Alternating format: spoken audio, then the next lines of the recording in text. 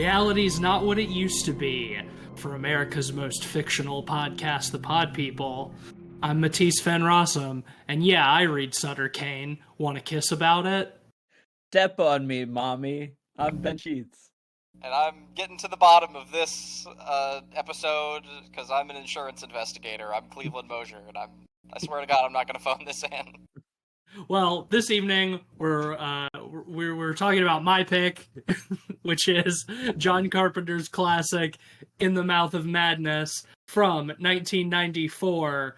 It is the third and final film in what John Carpenter calls his Apocalypse trilogy, alongside The Thing and Prince of Darkness, which we've covered on the show in the last few years. Banger films, and this is a great one too. Maybe John Carpenter's last great film. Is that possible? I'd have to look. I think after this we start to get into some of the stinkers.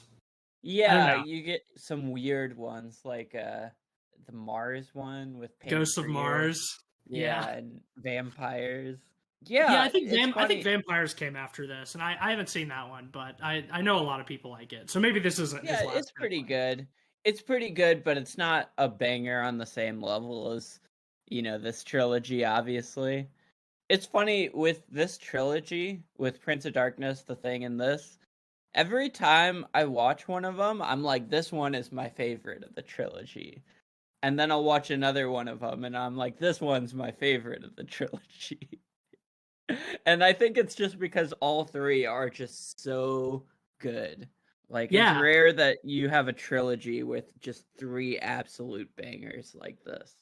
Yeah, and I mean, trilogy is pretty loose in this sense. Like, the stories aren't connected at all. They're not set in the same universe, but they do all sort of revolve around an apocalyptic event, and the film ends with things seeming pretty dire for planet Earth. So they're thematically a trilogy, but otherwise pretty unconnected. But I agree with you, all incredible, excellent films.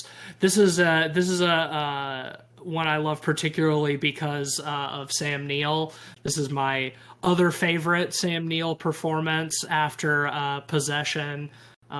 Jurassic Park, great too, but I think that we and Event Horizon that's a bad movie though. It's a fun movie. This is a good movie. Wild to think. I was especially thinking this sitting watching the movie last night. Kind of wild to think that this movie came out a year after Jurassic Park.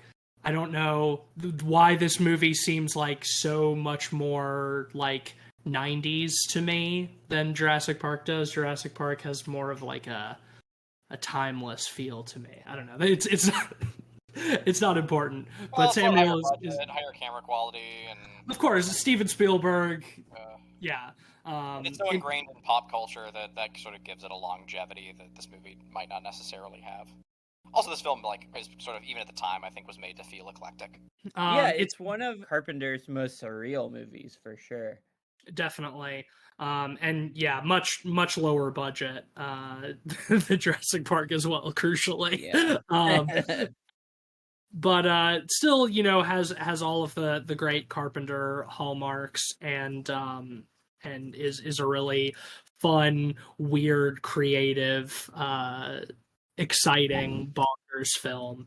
The story revolves around Sam Neill, who plays an insurance claims inspector who is hired by a publishing company to track down the famous horror author Sutter Cane, who has mysteriously vanished.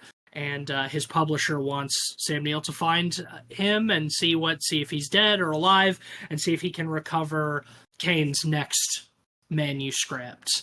I love that the publisher is Charlton Heston. It's played by Charlton Heston. I know, it's such a fucking weird weird person to show up in a movie like this. I remember the first time I saw this movie when we first like go to the publishing company. I'm like, what the fuck is that? Charlton Heston? Honestly, I did not even realize that he was still alive in 1994. He's one of those actors that I feel like in my head died way earlier than that. But I love the opening credits of this movie. This one is like a awesome, stylish montage of printing Sutter Cane's like newest book, which is then also advertising the next one. It sets this really fucking cool sort of heavy metal guitar song. Just like really perfectly sets the tone for the movie, I think. I think it's probably one of the more like influentially Lovecraftian movies out there. It features a lot of slimy creatures in the dark and weird Dagon looking fish creatures and fish eyes on people. It's fun. And I mean, many just like straight up direct references to Lovecraft. I mean, even the film's title, In the Mouth of Madness, is just a tweak of At the Mountains of Madness. And like all of Sutter Cane's books that we see in the movie are all like just very slight tweaks of like existing Lovecraft stories, like the Hobbs End horror instead of the Dunwich horror.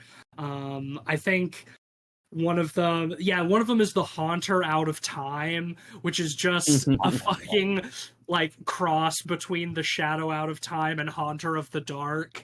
Sutter Cane, is a sort of amalgamation of like Stephen King and H.P. Lovecraft, and he's constructed this like fictional New England village of Hobbs End that is sort of like Lovecraft's Arkham, or Stephen King's Castle Rock, or Derry, Maine, Castle Rock.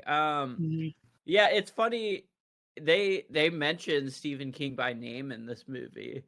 They do. And they're like, Sutter Cane is 10 times more popular than Stephen King ever wishes he could be, which I thought was a funny kind of jab because it's obvious that Carpenter is friends with Stephen King after Christine. Oh, yeah, they're buddies. It's coming from John Trent, the Sam Neill's character, who is a skeptic and has no time for things like horror movies and books. I think the first thing he says is like about Sutter Cane, and again an analogy for Stephen King and H.P. Lovecraft is when they ask him about Sutter Cane, he says, "Oh, Sutter Cane, doesn't he write that horror crap?" Like, it's so much fun to have like and kind of a bold choice to have your main character in your horror movie hate horror. Especially if you want your fans to like him. But or to not have time for it. He does, as part of his investigation, pick up some of the Sutter Cane's books, and even tell somebody he's talking to on the phone. He's like, it's like kind of generic, like horror pulp, but also like it's pretty good. Like he's sort of enraptured by it. Once he gives it a chance. Yeah. Well, it's watching this movie, especially in this day and age, is something that I find like so sort of nostalgically charming about it, is it exists like in this like pre-internet world where writers could actually be like celebrities, like a world where like an author's hot new book is advertised on like the side of a bus or in posters that have been hung up around town. Like that's such like a thing of the past. Like I can't imagine like a Zoomer watching this movie and like understanding that at all, Yeah, I mean, I'm not even convinced Zoomers read, so damn, we are old. We are old.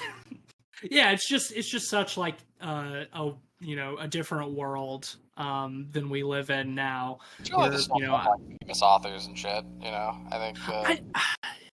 Yeah, I mean some, but like that, like everything else on the internet, like that has sort of been moved to like moved into its own like corners. It's sort of like niche echo chambers, you know, like people Yeah, I who mean, fucking write reviews on Goodreads and shit. I'm sure that they've, you know, they're talking about like new authors, new books coming out.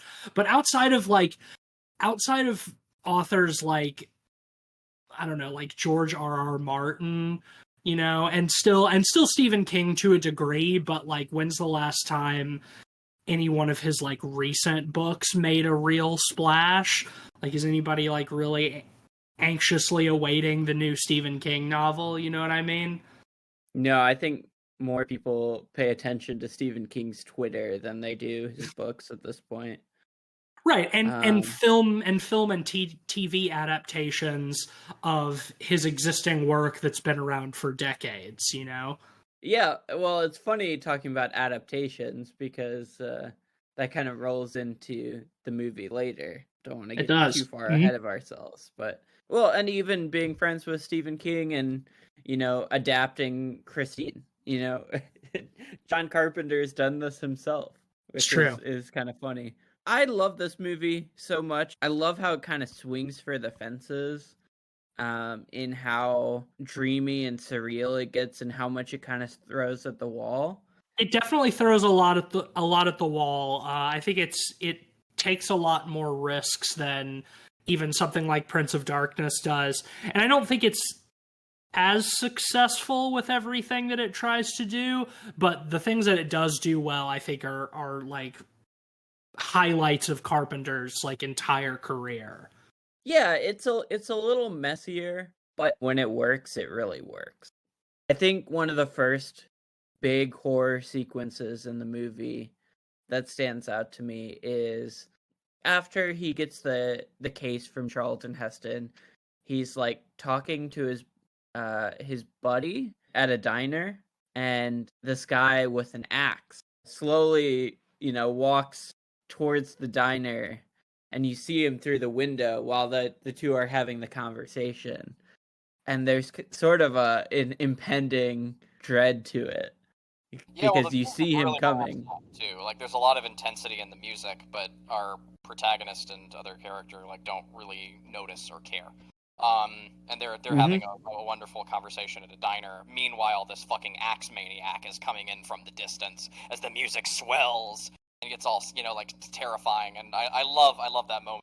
And the camera's like slowly pushing in on him too as he's coming from across the street, as they're just oblivious to it. Yeah, that whole shot is fucking great. Yeah, it's almost funny, like the way that it's framed. I really like that bit. Do you read Sutter Cane? He's got the crazy Innsmouth eyes, those contacts. Yeah, he's got those little double pupils. Yeah, like And I found that super creepy. Yeah, like his irises are undergoing like cellular division or something. They're starting to like split into two. It's a very, very cool effect. Something's gotten into him.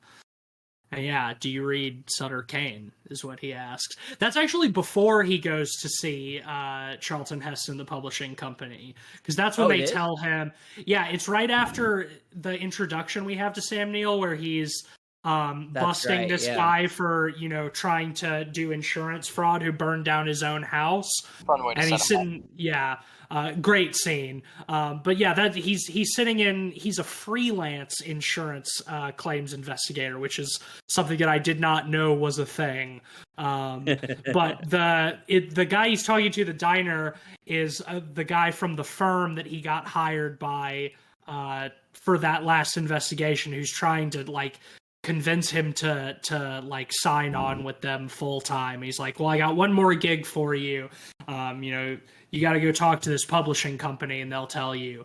But in that scene, Charlton Heston tells him that the guy with the axe who attacked him was Sutter Cane's agent, the only one who has read the little bit, the sort of preview of Cane's next novel, In the Mouth of Madness.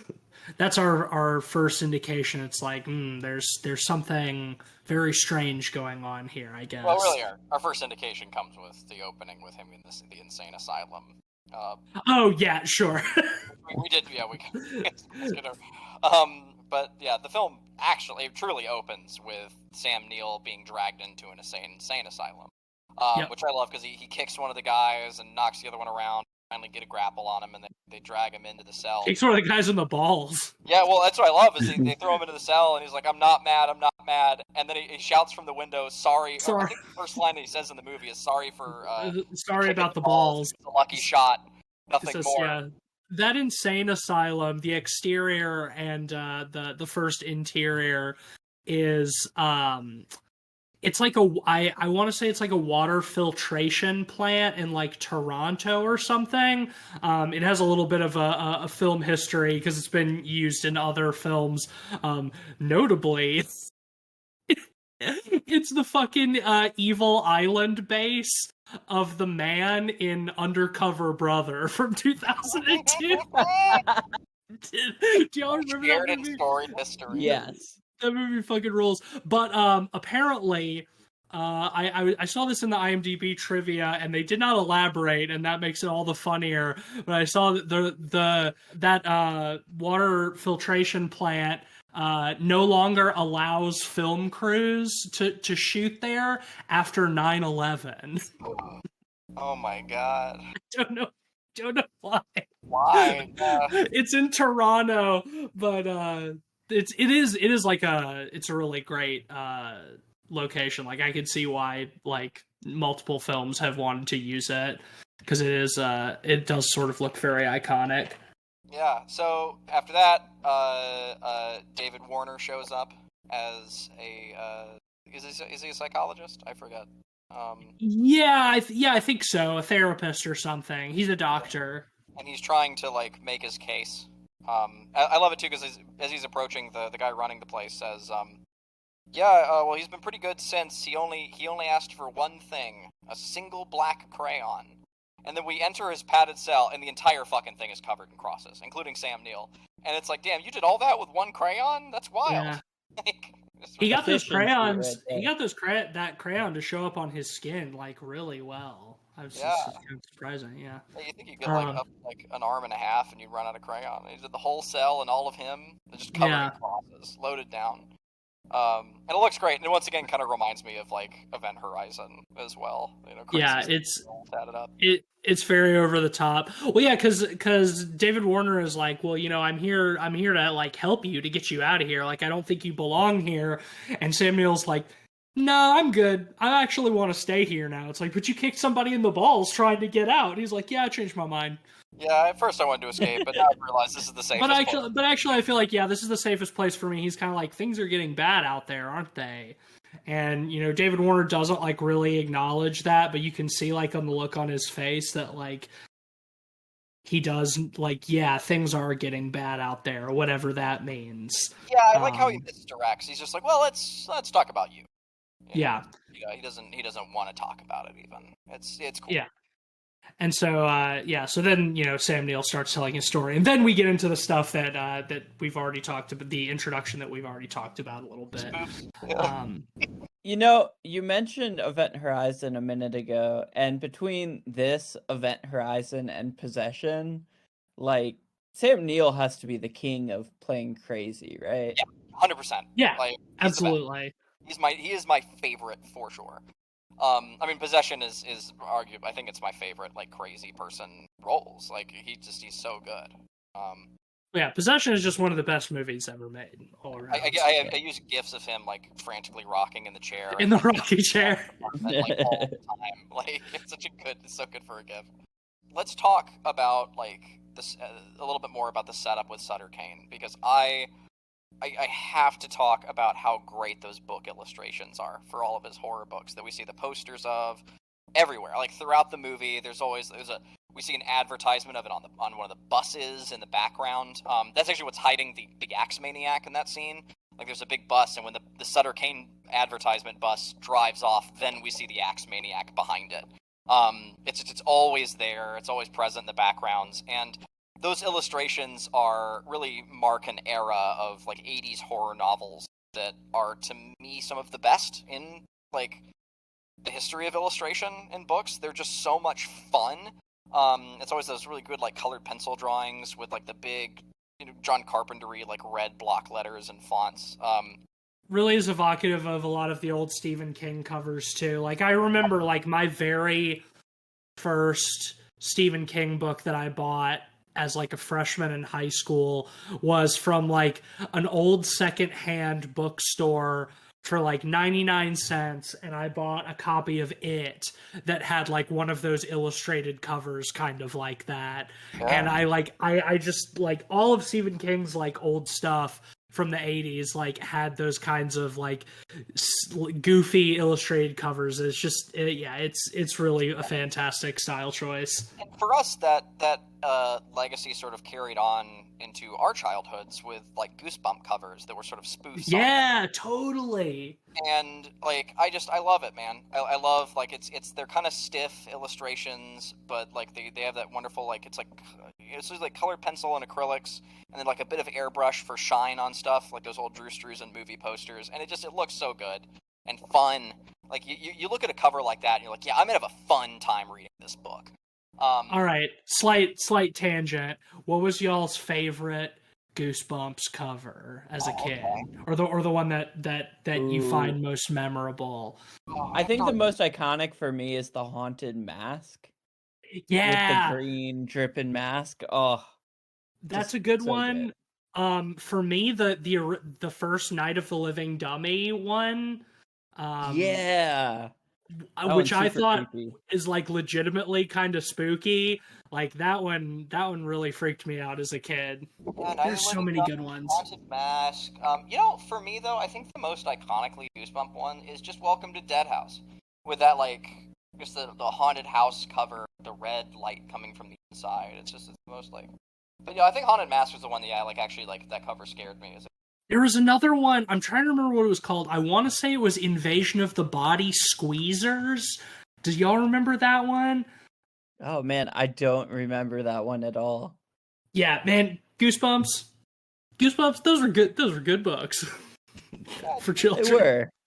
For kids, and just like good books for kids.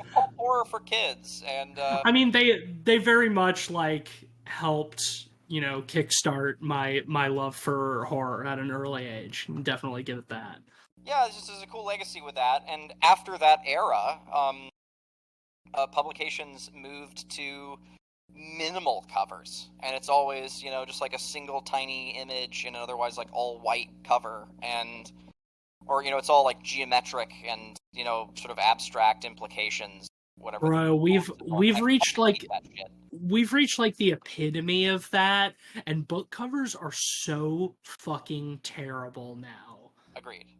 I'm really hoping we're about to come like we're gonna break out of it. Gonna boomerang. Yeah, that we're gonna come out of it. That's my hope anyway. I don't know. Yeah. I feel like sometimes for newer books, designers just try to get too clever with it. Like y'all remember when we watched that reality show Work of Art, and one of their competitions was to create a book cover, and like the majority of them were just absolute dog shit because like they took a really like abstract interpretive approach to it. Mm-hmm. Well, and none of them had actually read the book even, and that was the most grueling part about it, is they read like a paragraph synopsis. And the one that won was the only guy who actually read the book. Yeah, he's the only guy who read the book, which I mean isn't really that high of a praise. That's not enough. Yeah, we're starting to see like some art like covers for books that are like where they use like digital like concept art and stuff, and I'm more on board with that. Yeah, I think like the Expanse books are a good example. Like they have some really covers. I like those. They are certainly in the minority though. Yeah, but it's a well-known series at least, so. Yeah, it's true. Well, so the way that Sam Neill uses the Sutter Cane book covers to like uncover his first major clue is great. He notices when he's bought all of them, they're all sitting on his coffee table and he's been reading them. He notices that sort of overlaid on all of like these pictures are these sort of like abstract looking like squiggles, just like a line.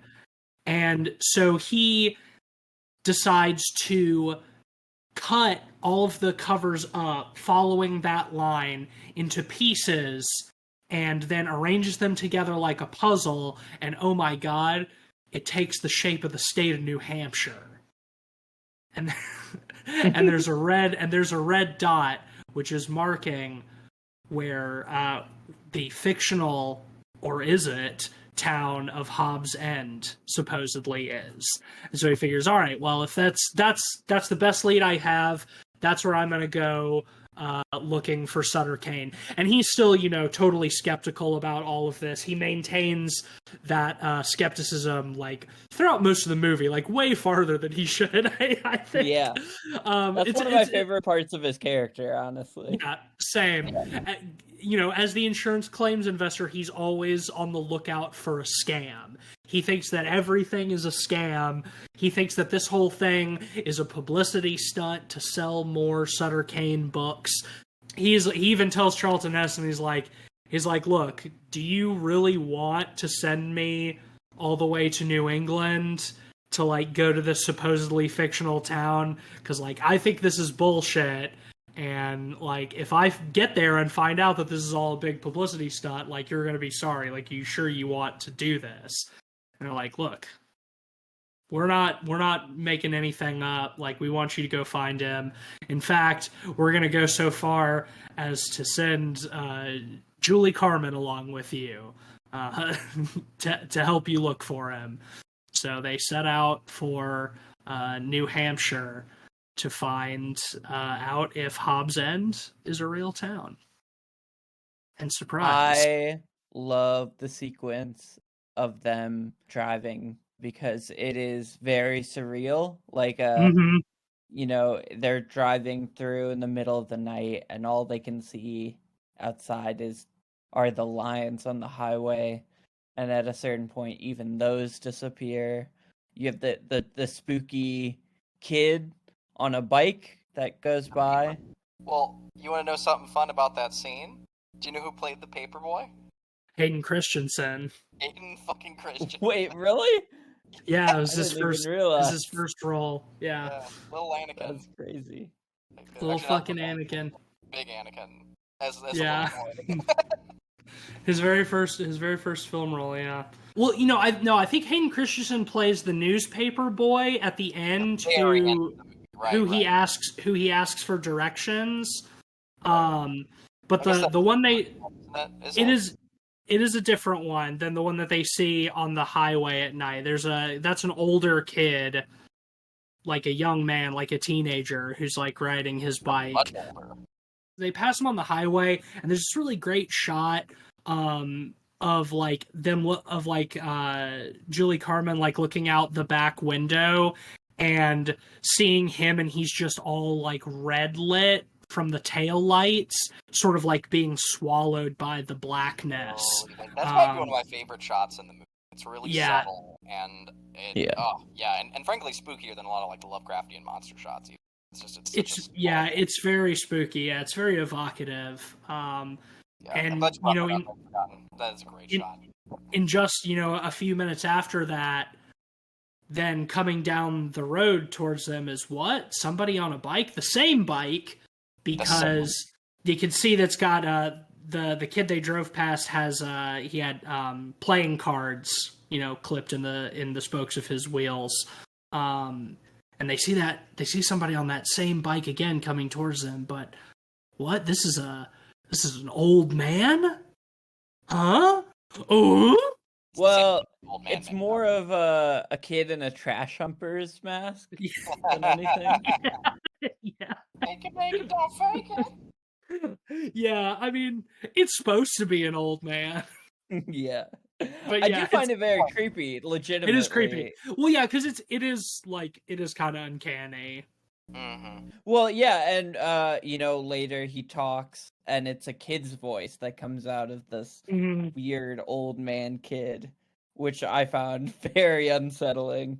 Well, and the part after that too, where, like, it gets so dark that, like, she can't see anything. Sam Neill's asleep in the passenger seat, and so she like sticks her head out the window trying to see like the yellow lines of the road, and she looks down and it's just black, and then there's like a flash of lightning, and there's no road under her at all, just like thunder clouds.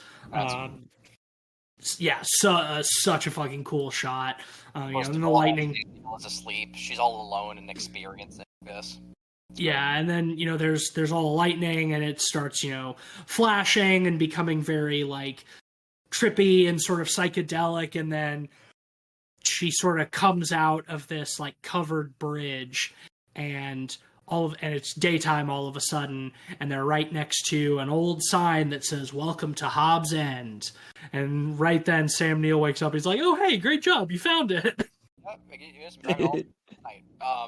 Yeah, thanks for driving. We cut back to that shot of the underside of the car, where there's nothing beneath with the lightning flash, and then we cut back to it, and it's the underside, and it's still driving over nothing, and then slowly the ramp of the bridge comes up. Yeah, the boards. Yeah. The wheels. And it so you really feel like, oh, we've suddenly like blown this place.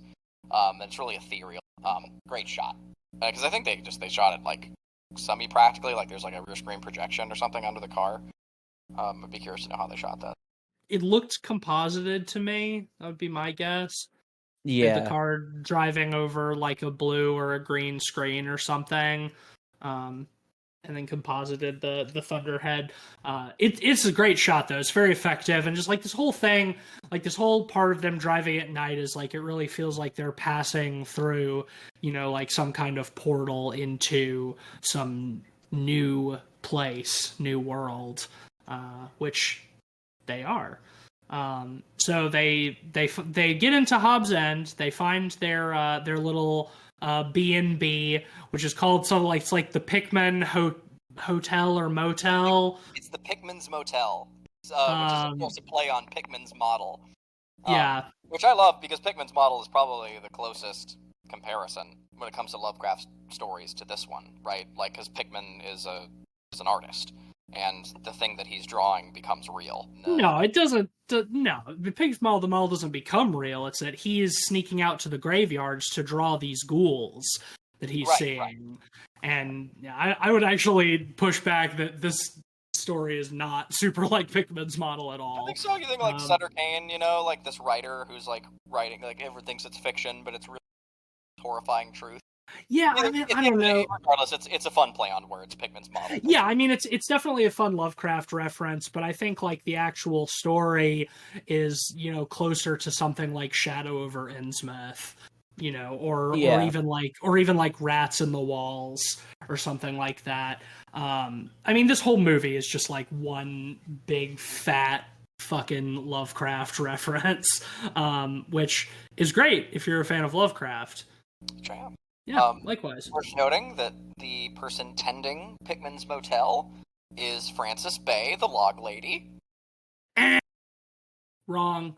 It is Frances Bay, but that's not the log lady. It's a different actress. Are you fucking serious? Oh, just fucking leave it in. Peaceful moment. I deserve it. Yeah, that's... Leave my shame. No, the log lady is Catherine Coulson. Are you serious? Did I really take that? Yeah. Oh, well. Frances Bay is a fun character actress, though. She's in a couple episodes of Seinfeld, which is where I feel like I know most character actors from the 90s from. Yeah, they all had an appearance at one point or another. Yeah, exactly. But yeah, she's great. Oh, interesting. She is in a David Lynch movie, though. She is in Blue Velvet. That's funny. She's in Blue Velvet. I think she is also in Twin Peaks. Oh, and Fire Walk with Me. Yeah. She's the grandmother of like the weird little boy who wears the mask. She does play a prominent role in Twin Peaks. She's just not the log lady. Okay, but she is an old lady in Twin Peaks. She is. Okay. Yeah, she's in Fire Walk with Me. All right, that makes sense. Okay, good. So good. Okay, so I'm not totally off base. The Twin Peaks connection is there. A lot of Twin Peaks actors also in Seinfeld. But anyway, let's carry on. I one of my favorite things in the Pickman Motel is the painting that's sort of facing the front desk, and it keeps like throughout the film it keeps changing and warping. Mhm. Like Julie Carmen like sees it move, but Sam Which is a really Neill cool effect, never by the way. does. Yeah, it is. I love how distorted it gets later on in the faces. It's very strange and evocative of some of the creatures we also see. Yeah, it's like it's like a painting of like a man and a woman sort of like holding hands or like kissing by like a pond or something. But like yeah, it keeps changing positions, and then at one point they're just like looking out at the viewer, and their faces are all twisted and deformed and warped, and it's very spooky. And later on, they're just like straight up tentacle monsters just lying on the ground. I love the illustrated tentacle monsters, though. They do look really. Yeah, totally. There's a lot of cool monsters in this movie. I want to mention the old woman who works the desk. She has one of my favorite scenes in this movie. One of the unintentionally funniest scenes where Sam Neill is just chain smoking through this whole movie, and he pulls out a cigarette while he's looking at the painting, and she's like, "Can you not smoke? My husband is bothered by smoking," so he puts it out, and they have a little conversation. And right at the end of the scene, you hear like a weird grunting, and it pans down, and her husband is handcuffed to her naked, his arm connected to her foot. Yeah. Yeah, just lying on the floor naked, groaning. Yeah, and it is unsettling, but it's also very funny. It's also something that, like, I feel like nowadays you could kind of cut into something like "I Think You Should Leave" or Tim and Eric, and it would just work. It's a Greasy Strangler style bit. Yeah, 100%. Yeah, I think a lot of this movie is sort of uncomfortable laughter. I mean, I think Yeah. that's a hallmark of a lot of Carpenter's good stuff. Is that it's kind of it can be kind of hokey, but like also really spooky at the same time. He knows how to have fun. It's pulpy. Yeah, totally. Which I mean, for this kind of movie is perfect too. You know, when it's all about sort of like pulp horror writing. But so once they get here, like Julie Carmen is very sort of put off because, like, okay, this is a supposedly fictional town; it's not supposed to exist, but all of this stuff is like straight from the books. Like Mrs. Pickman and her B&B, is from the books. Like there's this black church that they go to investigate. That's straight from the books. It's sort of like the center of like the evil of Hobbs End. I love how it towers over like the rest of the town. Yeah, I love the design too because it's like an old sort of like Byzantine or like Eastern Orthodox kind of style church. It's got like these the sort of like onion towers, with like the golden balls on the spires. It's like it's very out of place for a little New England village, which I think makes it all the spookier. Yeah, definitely. When they get there, this like mob of townspeople show up with like guns and pitchforks and stuff, and they're like trying to storm the church, and they're shouting to give him back, and like the door blows open and we see like this little boy in the church, and then the doors like keep opening and closing, and then one time they open, there's no wind. Yeah, the wind is blowing them open, and then they open, and the boy is gone, and there's our first introduction to Sutter Cane, with a nice little like punch in. That's another one of those things that I feel like is unintentionally kind of funny. It's sort of treated as like a sinister reveal of like, you know, this mysterious spooky villain, but I think he looks kind of goofy in his black turtleneck with like his big hairdo. Yeah, well, he looks a little like Sideshow Bob, and like then he lifts his hand and points at them menacingly as you know, ambient thunder crackles, and just sort of around the corner of the church, a shitload of Dobermans just run around. Like 30 Doberman. They look like they're chasing after a ball. Like, they don't really look like scary, you know. Like, and it's like, oh shit, where's the ball? They're going for the ball. Like, and all the townspeople are terrified. The townspeople also loaded down with guns. Not a single one even tries to shoot the Dobermans. Apparently, though, I was reading that scene actually, several of the stuntmen got bit pretty bad, like for real, and like had to go to the hospital and get like shots and stitches for some of those Doberman bites. Oh, wow. So you say that the dogs look like good boys chasing the ball, but they actually fucked some of those guys up pretty bad. Even worse. Like, in the movie, it doesn't read as scary at all, but like in the reality, that was actually super terrifying. It's so funny. It's just like from around the corner, somebody just let loose like 30 Dobermans. Yeah. It's great. So they actually just like unleashed a pack of dogs on the extras, and a bunch of people got hit. It's horrifying. Well, they were, you know, like actual stuntmen. Like you could see that they're doing like the classic, you know, movie dog bites where, you know, they're just sort of worrying at their forearm when, you know, they've got like a big padding under there. But yeah, apparently some of those guys got pretty badly bit up by those dogs. So the darkness behind a goofy scene. Things kind of escalate and get weirder and weirder over time. Like I said earlier, the middle section of this movie, when they're in the town, is a little messy. Because it feels like they keep going out into the town and then coming back to the motel. Then going back and forth over and over again. Julie, the woman who came with Sam Neill, she reveals that they did intend to fake this as a publicity stunt, but as they were doing that, they came across the actual town and they weren't expecting that, and this stuff is weird and not what they planned. Yeah, through all of this, Sam Neill has continued to believe that this is an elaborate prank on him, basically an elaborate publicity stunt. So yeah, Styles reveals to him, it's like, yeah, we did, you know, sort of plan this to be a publicity stunt, but we didn't actually expect a town to be here. Like, we didn't expect to actually find Sutter Cane. So like, that's how she says, like, that's how I know this is all real, is because we didn't plan any of it.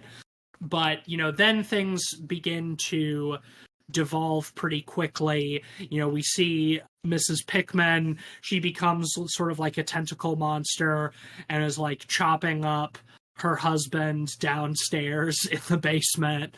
He sees like a weird monster in like the greenhouse. They see some of the town children who have, you know, started mutating, kind of. You know, he talks to one of the townsmen, is like, oh, you know, there's an evil there in that there church. You know, it's something that is like infecting the town, and it took our kids first, and now it's coming for the rest of us. Eventually, this is all to say, we end up back at the church. Linda ends up back at the church, but yeah. Sam Neill's character time. John. Well, yeah, she goes to the church first, and confronts Sutter Cane. Sam Neill does show up not too long after that. I like it too, because before she gets into the church, we get the scene with all the kids, throw the ball to her, and she turns around and she sees that one of the the little girls has become a wretched creature, and she's like, "You're my mommy now." It's mommy's day. Oh, right. She says, "Yeah, it's. Do you know what today is?" She says, "No, ghoul child." She's like, "It's mommy's day. You're my mommy now." Once again, unsettling and also pretty funny. Like, Yeah. So when we see like the sort of inner sanctum of the church, I love the design of this set too, because it's like the first couple of rooms she walks through, it's like, what you'd expect from a church, and then walks into like the main cathedral, and it's like not anything like a regular church. The walls are kind of like crystalline, but also sort of like organic, and they're sort of like glowing from within, like it's very like weird and fleshy. And Sutter Cane is just in there tip tapping away at his typewriter in his big cable knit black turtleneck, uh, and there's this big door off to the side that's covered with chains and all locked up, but it's like flexing and breathing like there's something on the other side trying to get out of it. it's all sweating and gooey too. It's all black and Yeah. coming off of the door. It's dope. It's a very cool set. And Sutter Cane kind of gets one of his many long monologues where he's like, "Oh, when I was writing all of this stuff, I thought I was just making it up, but it turns out that they were speaking through me and giving me the power to make all of this real," revealing that he is doing all of this at the behest of, some eldritch gods. I think he even calls them the Old Ones at one point. Just straight up Lovecraft. And that the more people who read his work and believe it, the easier it is for the Old Ones to come back into the world through that power of belief. Yeah, kinda. They exist through the power of belief. Like that's the whole idea. I really would have appreciated it if someone wrote Tulpa on a piece of paper to make that clear. Well, I do. Empty Man is a much better movie about Tulpas. I do think there's a slight distinction. I don't think they exist because people believe in them. I think they exist outside of reality, but people believing in them makes it easier for them to enter our world. It brings them closer. Yeah, well, I don't know if that's ever explicitly said one way or the other. And the movie, takes a lot of steps to sort of blur those lines between reality and fiction, anyway. So yeah, maybe, but it is kind of explicitly stated. He says belief is what brings them nearer to us, is what opens the door. It's irrelevant. The end result is ultimately the same.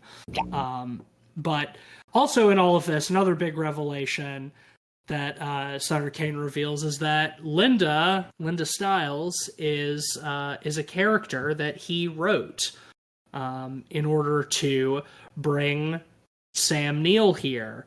That she did not exist outside of his fiction. We sort of see that he does have that power of influence on the outside world as well.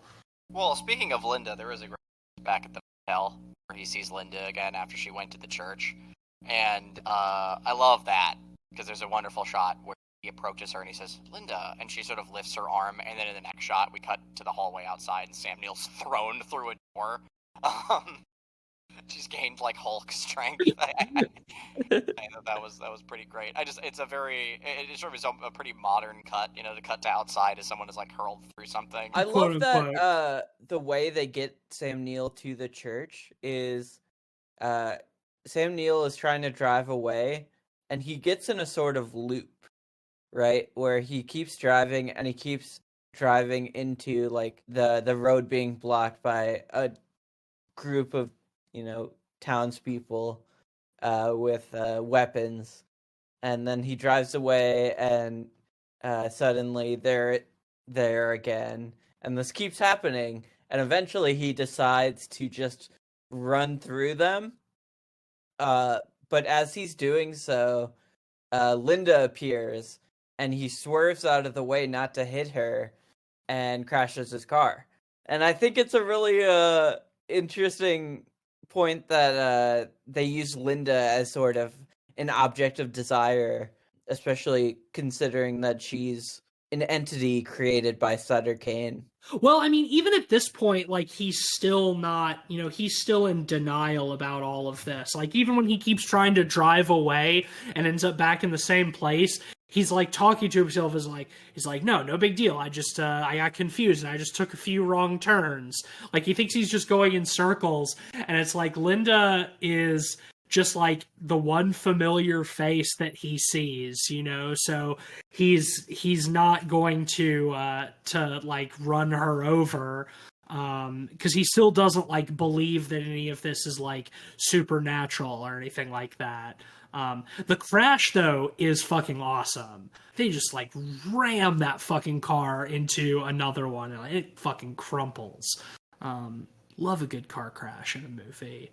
So then he like does finally run to the church and he meets with Sutter Cane and, gives him kind of an abridged version of like the same basic monologue. And is like, all right, well, I wrote you here so you can take my manuscript and deliver it to the publisher, just like they wanted. You got to bring the new Bible of Sutter Cane to the world, but you better get out of here because I'm about to unleash all of these eldritch horrors out of this big scary door. Yeah, I've held them back long enough. They have to get out. And there's this incredible hallway of non-Euclidean shapes, I think is the Lovecraftian term. And that's got like a thin veil of water across the bottom of it as well, and I really like that hallway. Incredible set. What do y'all think of the sequence when Sutter Cane tears open his face like a piece of paper almost, of a book, and opens up into the void? Yeah. Well, if we've said it a lot of times so far, so we'll say it again. It's unsettling, but also funny. Like the way that the pages sort of splay out around him, like you can. It's a little goofy, and it looks pretty silly. It's probably the most dated effect in the movie. Yes. Yeah, for sure. For some reason, whenever I saw it, I kept thinking of like the music video for "Take on Me," like he was about to jump into like a doodle world or something. Yeah. That scene recut to "Take on Me" as the creatures are chasing after Sam Neill is running. I don't know what I have to say. Like, God damn. it's really good. Yeah, it's kind of a goofy effect, but like it's sort of cool. Like everything that we're seeing, this whole town, all of this stuff is stuff that Sutter Cane has written into existence. So when he sort of like tears open the page into the void, we're seeing like the pages of that book. And when at that point when like Linda is reading a passage from the book to Sam Neill, like as he's sort of like looking through the hole out into the abyss, what she's reading is just straight up H.P. Lovecraft. It is only slightly modified, but it is literally just one of multiple like direct quotes from H.P. Lovecraft stories. So they were extremely not fucking around. I think that part is like a bit from Rats in the Walls, I want to say, but I'm not 100%. But yeah, so he takes off running down the tunnel, and we get this horde of eldritch nightmares chasing him. I'm glad that they keep the glimpses of the actual monsters subtle. There's not a lot of what's the term in puppetry? There's not a lot of articulation. Points of articulation. Yeah, the puppets. I still love them, and I think that they're charming and fun, but they're I don't know. It's not the Thing. It's Yeah. there's It's just not. yeah, they're big Yeah. wet rubber '80s monsters. And no, yeah, it's true. Like in the sequence, almost entirely in shadow as they chase after her, even still. I think it's more noticeable. Like throughout the film, we're always like doing these sudden cuts as a character is slowly going insane with these sudden cuts of blood or tentacles under doors or these creatures. And there's plays with chronology as well, so we'll see, like sudden shots of scenes to come. And whenever they do the shots of these creatures, it's always kind of I think once again charming. But yeah, less is also kind of funny. Less is more. The creatures chasing him down the tunnel was actually like one big prop instead of multiple. It was one like whole configuration. Took 30 people. Like a car or like a tractor or something like pushing. Yeah, it was on rails. Yeah. But it took 30 people to operate it simultaneously. I believe that, which is pretty cool. I'm glad. Like less is definitely more. I do almost think we see too much of it. But I'm sure you could look it up. I'm sure it exists. But yeah, well, I would like to. The problem is that like whenever we see shots of it, just go for like the individual features that are on the thing, and like that's where like, points of articulation become an issue. Like when you see like that one shot of it in the darkness as a whole is pretty good because again, it's mostly like you can barely see it. Like it's only bits that are out of the shadows. Mm-hmm. And if they'd stuck to that, or done, like more shots of. I want to see I would love to see like a well lit like behind the scenes photograph of what that whole prop looks like. Like I want to see like where all the people were who are operating it. I want to see how it works because I think just like it is impressive as like a feat of puppetry, sort of corniness aside, it seems like a very cool thing. I want to know more about the prop.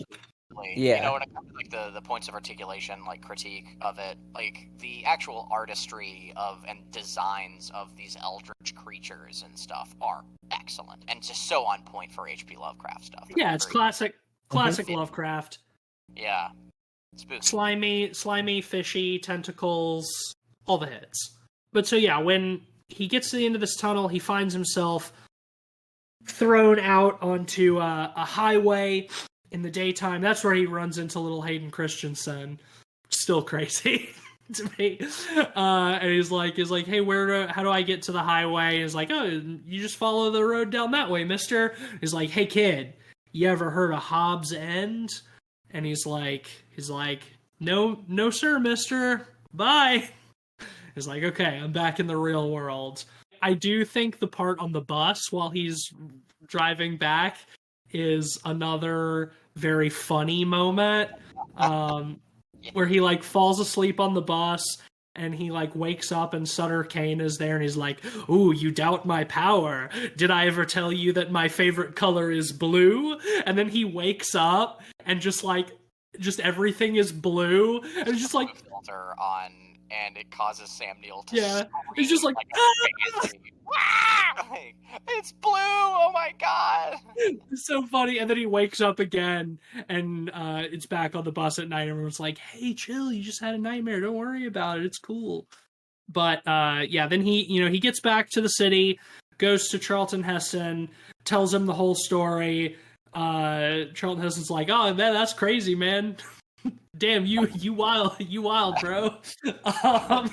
And Samuel's like, whatever you do, you can't don't publish that manuscript, And Charlton is like, what are you talking about? We already did it 7 weeks ago. The movie comes out next month.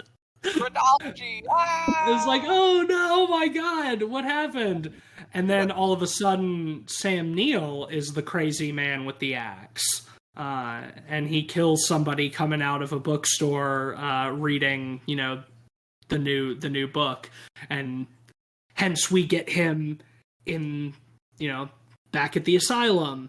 Touching on the previous scene, I think an excellent on the bus, Sutter Cane saying, "Never mention my favorite color is blue," and then cutting to the scene and when Sam Neill screams, just playing "I'm blue," like over the top. I'm blue. See, during that scene, I kept thinking I've been rewatching Eric Andre's show recently. And I kept thinking back to the sketch. What if it were? What purple? if it was purple? Purple! What if it was blue? I would be screaming if it was blue. Well, if I was green, I would die. I did read an IMDb trivia that pointed out that every time in the movie there's a close up on a character's eyes, they're always blue. So that's yeah, it's showing Sutter Cane's power. That all these characters have blue eyes. So yeah, Sam Neill finishes telling his story at the asylum.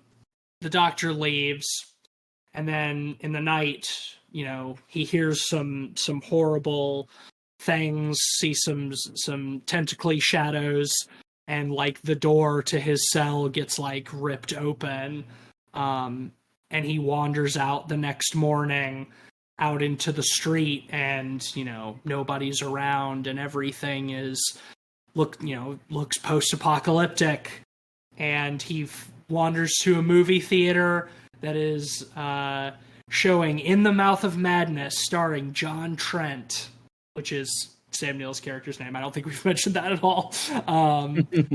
And he sits down in the theater with his popcorn. He gets a big tub of popcorn and starts watching the movie, and it's just this movie.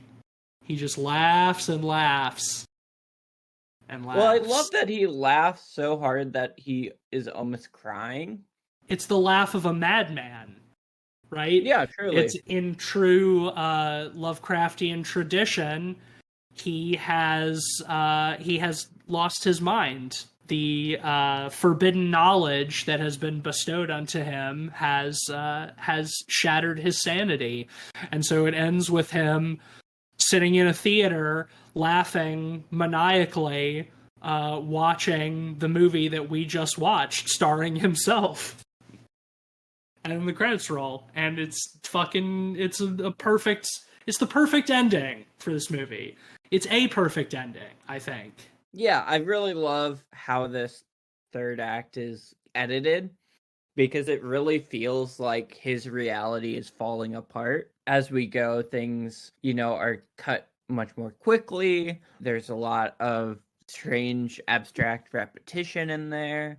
As things are revealed to him, it becomes stranger and stranger.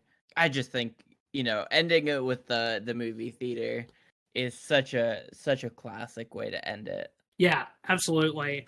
And, just really like fully destroying the line between reality and fiction, that he's been teetering back and forth across through this whole story. I feel like I've said this for a lot of John Carpenter movies, but it's like, it is one of my favorite John Carpenter endings of any movie. Maybe not as much as Prince of Darkness or The Thing. Man, I don't know. Yeah, again, all three of them have exactly. fucking banger endings. I know, it's like, what is the best one? What is my favorite one? Probably The Thing, but maybe Prince of Darkness though. Yeah, I don't know, man. I don't know. See, if only Kurt Russell was smoking a stogie in a dream, and Sam Neill was watching all of that on a movie theater screen, we'd have the perfect ending. Damn, yeah, true. Kurt Russell needs to be in this movie. Are you all ready to rate? Yeah. I'll start, since this was my pick. Yeah, this is another one of my favorite Carpenters. Hard to rank, but similarly with Cronenberg, the dude's batting 1,000 for the most part. I probably, overall, probably don't like this quite as much as The Thing or Prince of Darkness, but it's close. So I'm going to give it a strong 4.5 out of 5. This is a 5 out of 5 to me, baby.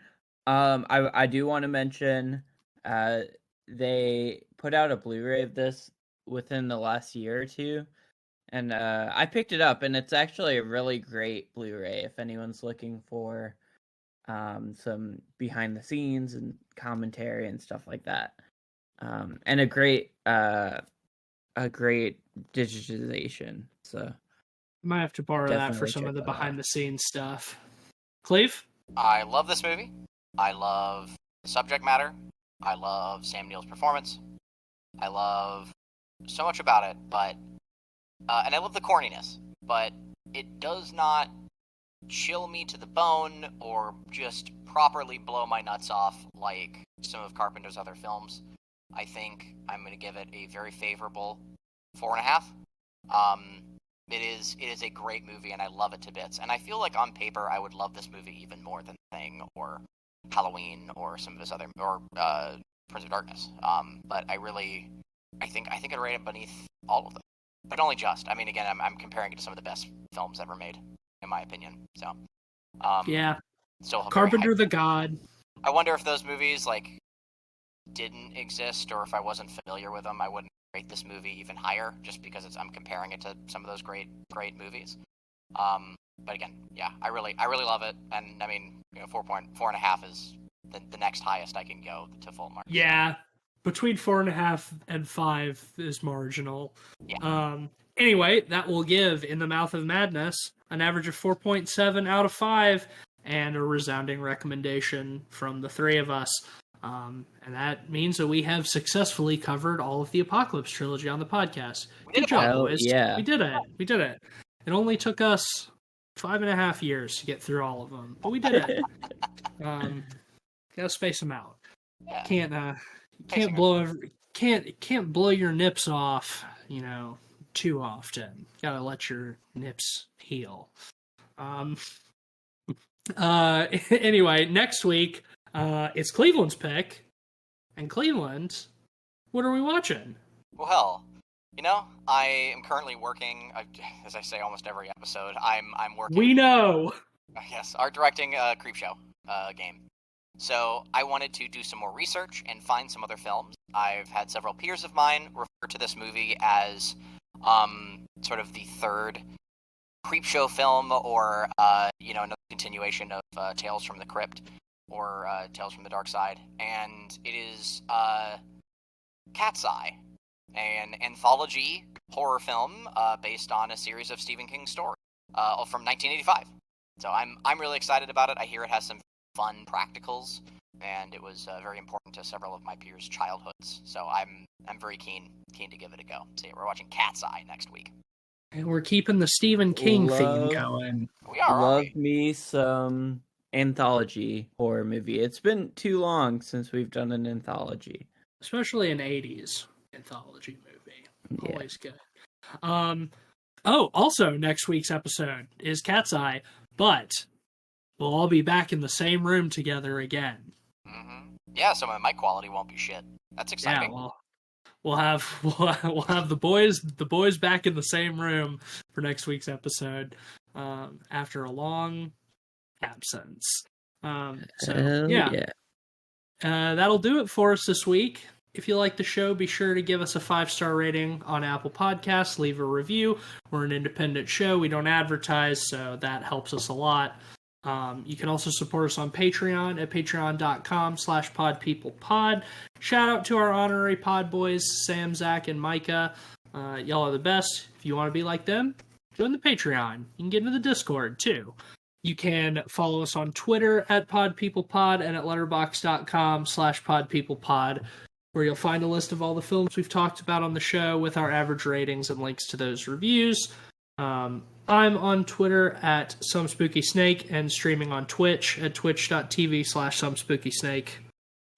For my recommendation corner for the week, over the weekend, I visited Galloping Ghost in Chicago.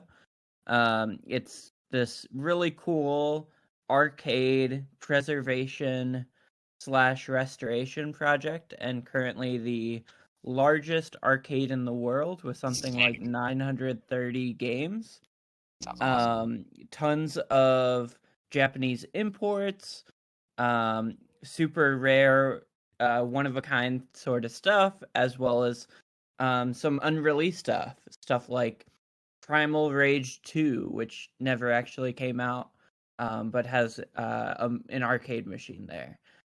So if you're in the Chicago area, big recommend to check it out. You pay $25 and you can play all the games. They're set to free play. They're open until like 2 a.m. 365 days. So Damn. big So recommend. any listeners in Chicago, I guess, hit that up. Yeah. Cleve. Well, before I do my shout out for the week, whatever, there is something really important that we forgot. And that is a sponsor. So, here we go. Dumpy Drinky Jingle, this is my sponsored jingle. It's the rhyme jingle with jingle. Is it too? So we get shitty improv. This episode is brought to you by, I'm doing the song still, I don't know why.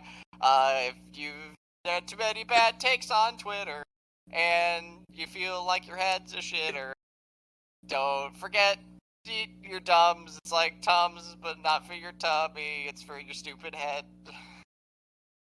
Damn. Hey man, I don't write the songs. I just sing them.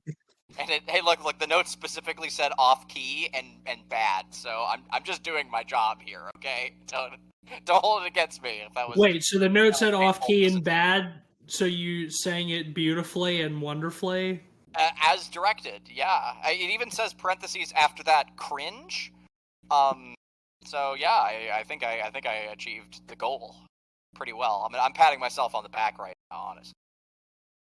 I think I'm pretty good. Anyway, yeah, enough of that.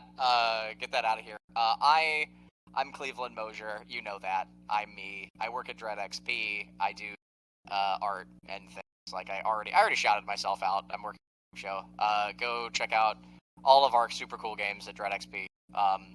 Super cool. I should stop talking. Well, we should all stop talking and be carried away by the gentle tunes of Eiffel 65. Because we're blue. Bye. Like him, inside and outside. Blew his house with a blue little window and a blue Corvette, and everything is blue for him and himself and everybody around, cause he ain't got nobody to listen. I'm blue, da da dee da da.